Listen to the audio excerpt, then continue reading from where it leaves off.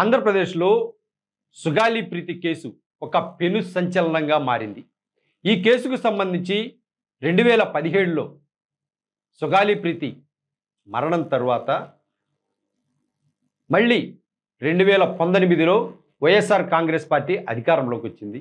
మరి ఇప్పుడు 2024లో కూటమి ప్రభుత్వం అధికారంలోకి వచ్చింది. సుగాలి ప్రీతి మరణించినప్పుడు చంద్రబాబు నాయుడు ముఖ్యమంత్రిగా ఉన్నారు. మరి ఇప్పుడు 2024లోనూ చంద్రబాబు నాయుడు ముఖ్యమంత్రిగా ఉన్నారు. మరి 2019 నుంచి 24 మధ్య ముఖ్యమంత్రిగా ఉన్నటువంటి వైఎస్ జగన్మోహన్ రెడ్డి ఈ కేసుకు సంబంధించి ఏం చేశారు? ఈ 3 దఫాలు ముఖ్యమంత్రులు ఈ కేసులో ఎవరు ఏం చేశారు? మధ్యలో వచ్చినటువంటి పవన్ కళ్యాణ్ వెర్షన్ ఏంటి? కూలంకషంగా చూస్తే ప్రస్తుతం పవన్ కళ్యాణ్ సుగాలి ప్రీతి కేసుకు సంబంధించి ఆయన చేసినటువంటి వ్యాఖ్యలు దుమారం రేపుతున్నాయి. ఈ కేసుకు సంబంధించి తానే భుజాన వేసుకొని ఈ కేసు ముందుకు వెళ్ళడానికి తానే సర్వశక్తులు ఒడ్డాను కాబట్టే సుగాలి ప్రీతి తల్లికి ఆ కుటుంబానికి న్యాయం ఇప్పటికే ఆర్థికంగానైతేనేమి ఇతరత్ర అంశాల్లో న్యాయం జరిగిందని పవన్ కళ్యాణ్ ప్రగాఢంగా బాహాటంగా వెల్లడిస్తున్నటువంటి పరిణామం. మరి దీనిపై వైఎస్ఆర్ కాంగ్రెస్ పార్టీ శ్రేణులైతే బయటకు వచ్చాయి. అసలు పవన్ కళ్యాణ్ వెర్షన్ ఏంటి? పవన్ కళ్యాణ్ వాదనలో పసలేదు. అబద్ధాలు చెప్పి మాత్రమే సుగాలి ప్రీతి అంశాన్ని రాజకీయంగా వాడుకునేందుకు, రాజకీయంగానో లేదంటే వైఎస్ఆర్ కాంగ్రెస్ పార్టీ అధినేత జగన్మోహన్ రెడ్డిని నిందించడం కోసమే పవన్ కళ్యాణ్ దీన్ని వాడుతున్నారు, వాస్తవాలు ఇవిగో అని వైఎస్ఆర్ కాంగ్రెస్ పార్టీ బయటపెడుతోంది. 2017లో సుగాలి ప్రీతి మరణిస్తే ఆ కేసుకు సంబంధించి అట్రాసిటీ కేసు, అలాగే పోక్సో కేసు, మర్డర్ కేసు ఈ మూడు కేసులు అప్పట్లో నమోదయ్యాయి. అయితే చంద్రబాబు నాయుడు ప్రభుత్వం అప్పట్లో 14 నుంచి 19 వరకు ఉన్నటువంటి ప్రభుత్వం 2017లో జరిగినటువంటి ఈ కేసులో అవేమీ జరగలేదు. సుగాలి ప్రీతి ఒత్తిడితో తనకు తానే బలవన్మరణానికి పాల్పడిందనేటటువంటి విధంగా కేసు బుక్ చేశారు. మరి దాదాపు నీరు కార్చేటంత పనిచేశారు. మరి దీనిపై సుగాలి ప్రీతి తల్లి రోడ్డెక్కారు, న్యాయం కోసం అర్థించారు. అప్పట్లో జగన్మోహన్ రెడ్డి తాము అధికారంలోకి వచ్చిన తర్వాత ఈ కేసుని హ్యాండిల్ చేస్తాం, ఖచ్చితంగా న్యాయం చేస్తామని హామీ ఇచ్చిన మీదట 2020లో ఈ కేసుకు సంబంధించినటువంటి అంశంలో పూర్తిగా జగన్మోహన్ రెడ్డి ఇన్వాల్వ్ అయ్యారు. అప్పట్లోనే ఆయన ఎస్సీ ఎస్టీ అట్రాసిటీ కేసులకు సంబంధించి ఇచ్చేటటువంటి ఏదైతే నష్టపరిహారాలు ఉంటాయో అవన్నీ కూడా 5 ఎకరాల భూమి, ఆ కుటుంబానికి వర్తించాల్సినటువంటి 5 ఎకరాల భూమితో పాటు ఆర్థిక సాయం, ఇంటి స్థలం, ఇవన్నీ ఇంట్లో ఒకరికి ప్రభుత్వ ఉద్యోగం ఇవన్నీ కల్పించడం జరిగింది. అవన్నీ యథావిధిగా సజావుగా కొనసాగాయి. అంతేకాదు నాటి వైసీపీ ప్రభుత్వం సిబిఐకి ఒక లేఖ రాసింది, ఎండార్స్ చేస్తూ రాష్ట్ర ప్రభుత్వం నుంచి దీనిపై సిబిఐ ఎంక్వైరీ జరగాలి అని ఒక ఎండార్స్ చేస్తూ ఒక లేఖ రాయడం జరిగింది. మరి ఆ లేఖకు సంబంధించి సిబిఐ దీనిపై ఏమంత శ్రద్ధ చూపలేదు, సీరియస్గా కాన్సన్ట్రేషన్ చేయలేదు. మరి ఇటువంటి సందర్భంలో వైఎస్ జగన్మోహన్ రెడ్డి ప్రభుత్వం కూడా దీనిపై దృష్టి పెట్టాల్సి ఉంది. ఏదో శనగల దీని చేతులు కడుక్కున్నట్టు, తాంబూలాలు ఇచ్చాం తన్నుకు చావండి అన్నట్టు లెటర్ రాసేసి దాన్ని అంతటితో వదిలేయడం కూడా సబబు కాదు.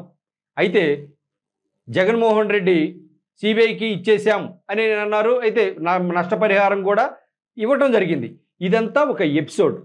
మరి ఆ తర్వాత సిబిఐ ఎంక్వైరీ నీరుగా ముందుకు రాలేదు కాబట్టి సుగాలి ప్రీతి తల్లి కోర్టును ఆశ్రయించారు. కోర్టును ఆశ్రయించినప్పుడు మళ్ళీ సిబిఐ తెర మీదకి వచ్చింది. మౌను మా వద్ద కేసులు పెండింగ్ ఉన్నాయి, చాలా ఉన్నాయి, ఇదంతా అప్రాధాన్యత కలిగినటువంటి అంశానికి అంత తొందర ఎందుకని సిబిఐ చెప్పడం. మరి దీనిపై కూడా అప్పట్లో పెద్ద ఎత్తున దుమారం రేగింది.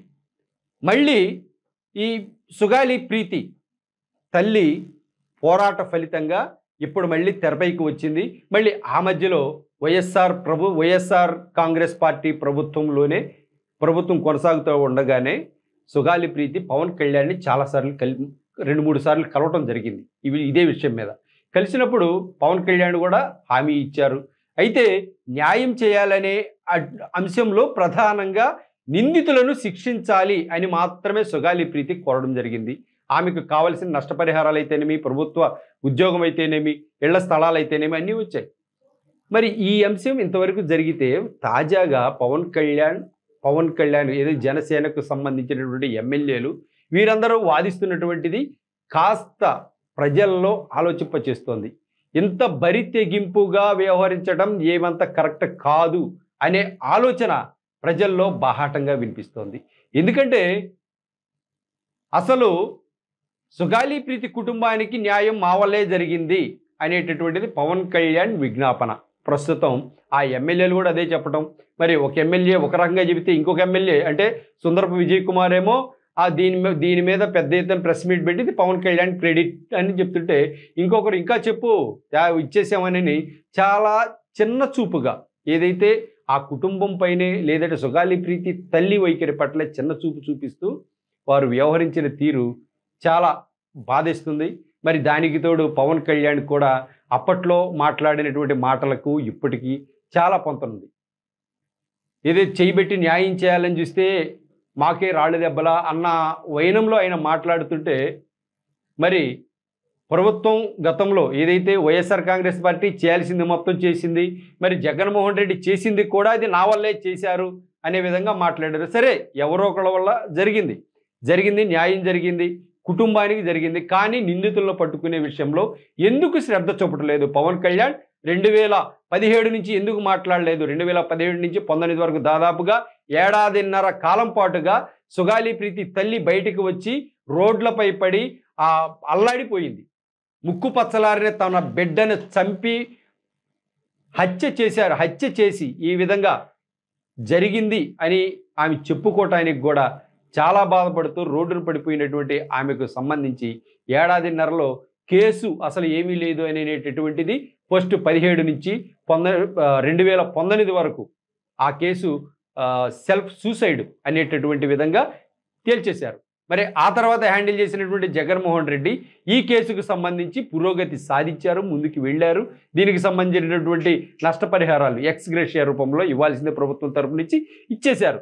మరి ఎక్కడి నుంచి ప్రభుత్వం మారింది? ప్రభుత్వం అధికారంలోకి వచ్చిన తర్వాత ఇంకా సుగాలి ప్రీతి తల్లికి చేయాల్సినటువంటి, సుగాలి ప్రీతి కుటుంబానికి చేయాల్సినటువంటి న్యాయం ఏంటి అనేటటువంటిది ఆలోచించుకోకుండా ప్రభుత్వాలు, గత ప్రభుత్వం, నేటి ప్రభుత్వం, మీది గొప్ప అంటే మాది గొప్ప, నా క్రెడిట్ నీ క్రెడిట్ అనే విధంగా పవన్ కళ్యాణ్ ఈ తరహాలో మాట్లాడుతుంటే మరి బాధిత కుటుంబాలు కుంగిపోక తప్పదు.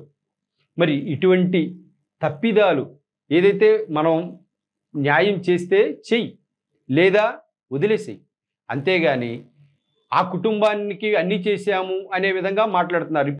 మరి నిందితులు ఎవరో తెలియదు. అందుట్లో ఇంకొక విషయం ఏంటంటే ఇది చాలా సెన్సిటివ్ మ్యాటర్. పవన్ కళ్యాణ్ అన్న మాట ఇది చాలా సెన్సిటివ్ మ్యాటర్. ఈ సెన్సిటివ్ మ్యాటర్లో ఎవరు కూడా అంత తేలిగ్గా డిసైడ్ కాలేం అనే విధంగా చెప్పటం ఏంటంటే ఆ సాక్ష్యాధారాలన్నీ తుడిచేశారు. సాక్ష్యాధారాలని తుడిచేసేస్తే మరి ఎంక్వైరీ సంస్థలు ఉన్నాయి కదా, విచారణా సంస్థలు, విచారణా వ్యవస్థలు మనకు బలంగా ఉన్నాయి.